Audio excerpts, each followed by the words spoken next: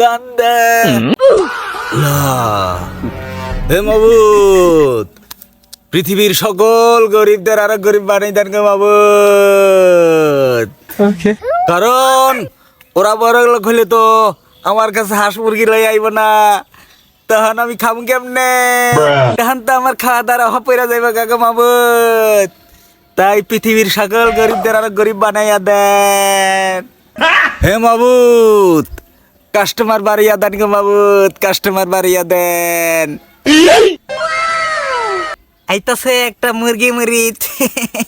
আ আ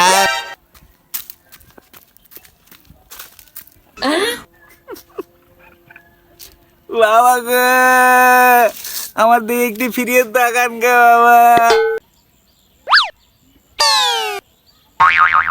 তাকাইছি, তোর মনের মধ্যে অনেক কষ্ট। এখন খিলাকা তোর মনের মধ্যে কি কি কষ্ট পোকা কামড়া কামড়ি করতেছে। বাবা গো, আমার না শরীরটা অনেক কুয়াশা, হাগা হয় না।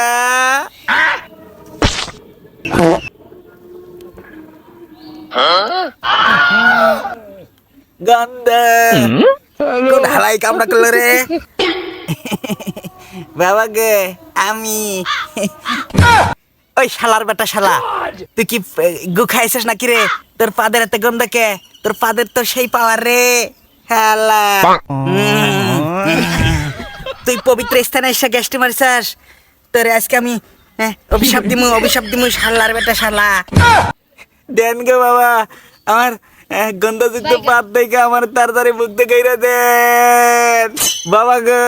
আমি ওইটার লাইগা আপনার কাছে আইছি গো বাবা, আমার পাতটা একটু বন্ধ কইরা দেন। মানে মানে আমার বউ না, ওর কাছে আমার রাত্রে ঘুমাইতে দেয় না।